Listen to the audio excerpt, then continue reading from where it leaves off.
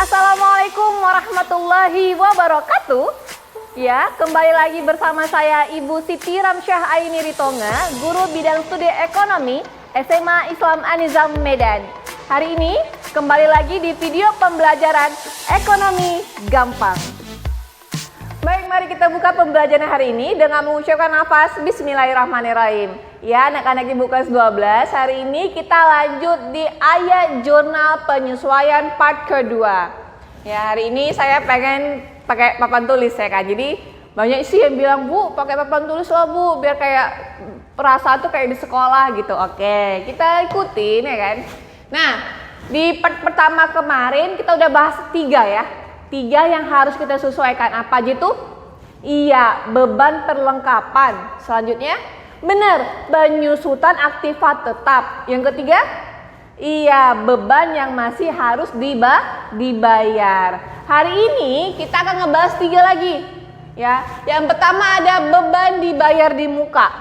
Pernah ya kalau kita sewa rumah, kalau kamu pernah sewa gedung, pasti kita sewanya itu untuk 1 tahun ke depan, bener ya. Tapi bayarnya kan di muka, di depan, ya. Misalnya saya bayar sewa rumah saya 6 juta, saya bayarnya di bulan April, tapi itu 4 juta itu untuk 1 tahun. Itu namanya disebut beban dibayar di muka. Beban apa? Ada beban sewa dibayar di muka, beban asuransi pun kan kita bayar di muka, benar ya. Beban asuransi dibayar di muka, beban iklan dibayar di muka. Pokoknya semua beban kalau dia dibayarnya di muka, kita sesuaikan. Oke, untuk penyesuaiannya ada 2 jenis. Ya, kalau dia dicatatnya sebagai harta, maka nanti di akun soalnya itu ada dibayar di muka, menandakan dia dicatatnya sebagai harta. Oke, kalau dia dicatatnya sebagai harta, maka yang kita sesuaikan, yang kita cari adalah berapa beban yang sudah berjalan. Berapa kan itu harta kita, uang kita, karena belum kita jalani gitu ya. Tapi kalau misalnya udah dijalani sampai di akhir periode, berapa ya sudah beban yang sudah berjalan, yang sudah kita keluarkan. Oke, berapa beban yang bisa dicatat? Kalau dicatatnya sebagai harta yang sudah berjalan, itu aja kuncinya. Bagaimana bentuk AJP-nya? Beban, titik. Beban iklan, beban sewa, beban asuransi, semua beban. Ya, kan kita mau cari beban. Maka bebannya ini kita debitkan. Beban posisi normalnya di mana? Iya, di debit. Maka bebannya ini kita debitkan. Pada beban titik dibayar di muka, di kredit. Ini kan hartanya. Tadi ini kan sebagai harta posisinya di debit. Hartanya kan berkurang, maka beban dibayar di mukanya posisinya di kredit. Itu AJP-nya. Yang kedua, kalau kita dicatat sebagai beban, maka yang kita cari adalah berapa lagi harta, sisa harta yang belum berjalan. Kalau ini yang sudah berjalan, yang ini contohnya gini, kalau caranya sebagai beban langsung dibilangnya ada beban sewa, beban asuransi, beban iklan, berarti dicatatnya sebagai beban. Berarti sudah berjalan di saat itu. Maka yang kita AJP-kan adalah berapa harta, sisa harta yang belum berjalan, yang belum dilalui, yang belum habis. Maka bentuk AJP-nya adalah karena kita mau mencari harta, maka hartanya yang di debit.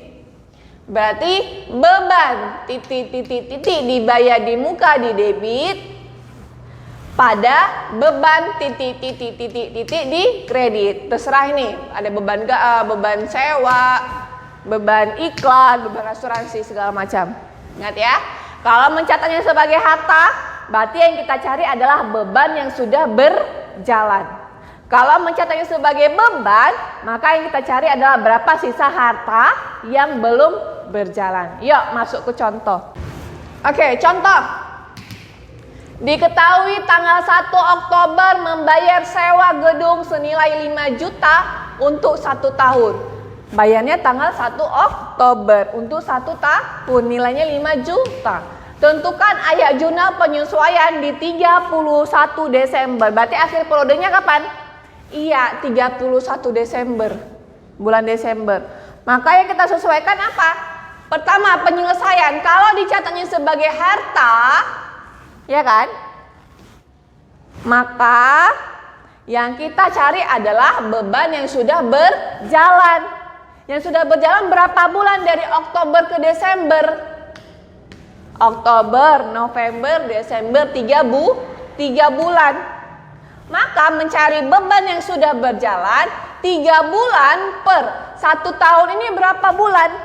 Iya, 12 bulan. Maka 3 per 12 dikali berapa nilainya? 5 juta. Hasilnya 1.250.000. Inilah beban yang sudah berjalan.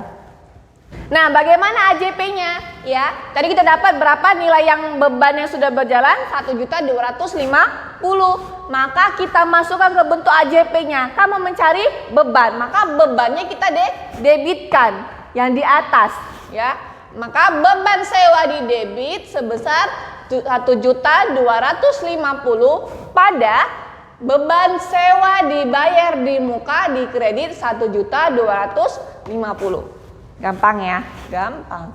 Nah, yang kedua, kalau misalnya soal yang tadi itu dicatatnya sebagai beban, ya, beban sewa diakui sebagai beban, maka yang kita cari apa? Iya, berapa harta yang belum berjalan. Tadi kan Oktober sampai Desember yang sudah berjalan.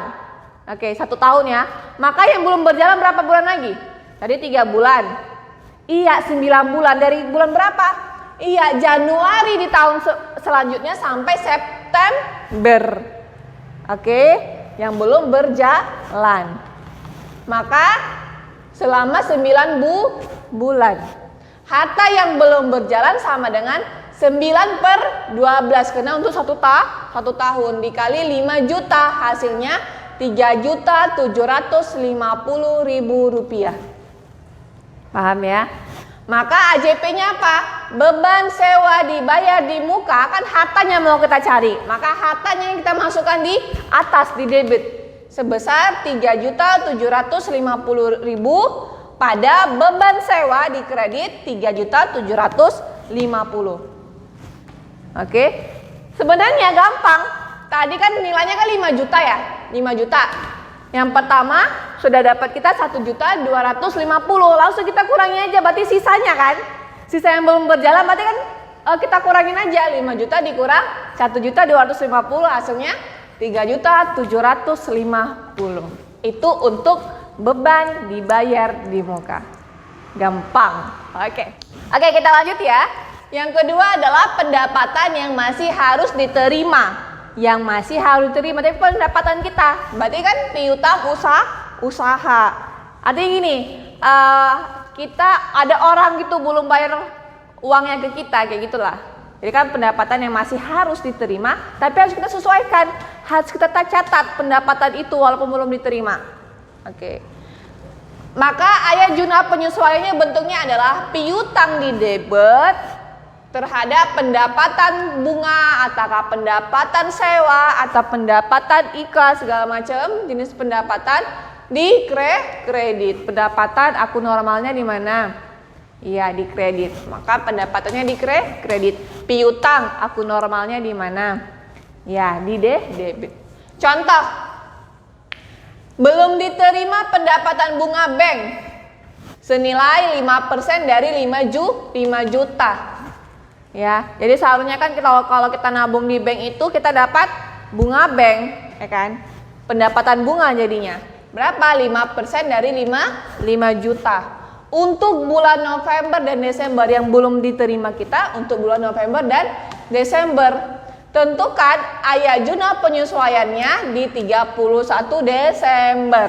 Maka penyelesaiannya adalah pendapatan bunganya berapa tadi? 5 per 100 dikali 5 juta. Coret nolnya 2, 5 kali 5, 25. Sisa nolnya 1, 2, 3, 4. Maka 250.000. Ini untuk 1 bulan.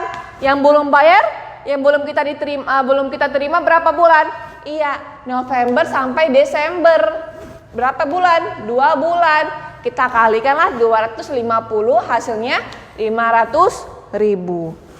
Maka ayat jurnal penyesuaiannya adalah piutang di debit 500.000 pada pendapatan bunga di kredit 500.000.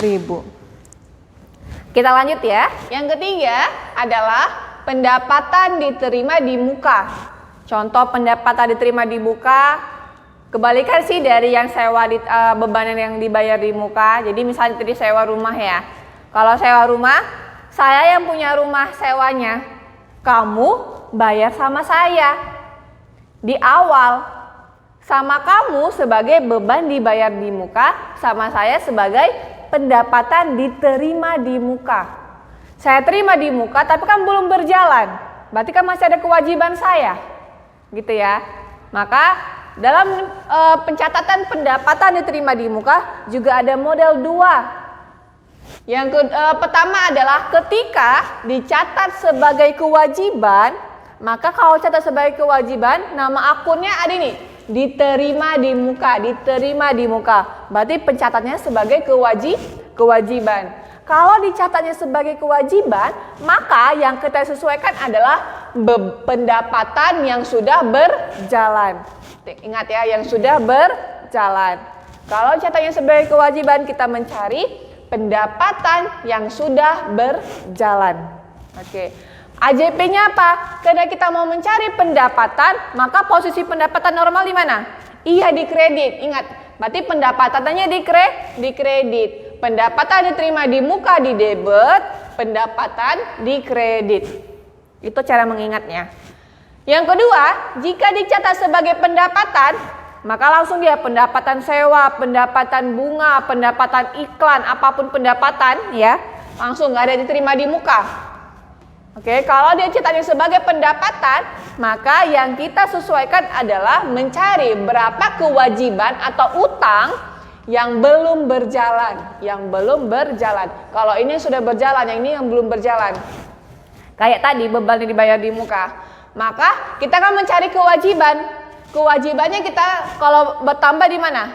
Iya, di kredit utang. Utang kalau bertambah di kredit. Maka pendapatan sewakah, iklankah, asuransikah diterima di mukanya kita buat di kredit. Yang di debit apa? Pendapatannya. Oke. Contoh. Diketahui tanggal 1 Oktober diterima sewa gedung senilai 5 juta untuk 1 tahun. Tentukan ayat jurnal penyesuaian di tanggal 31 Desember. Penyelesaiannya, kalau dia dicatat sebagai kewajiban, ya, maka kita mencari berapa pendapatan yang sudah berjalan, Dari Oktober sampai Desember kan sudah berjalan ya. Dia diterima tanggal Oktober, akhir periodenya Desember. Berarti sudah berjalan berapa bulan? Iya, 3 bulan. Maka pendapatan yang sudah berjalan sama dengan 3 bulan per 12 bulan. Jadi misalnya pun nanti dibilang untuk 2 tahun, maka per berapa? Iya, per 24. Gitu aja. Ya, jadi mau usah bingung-bingung.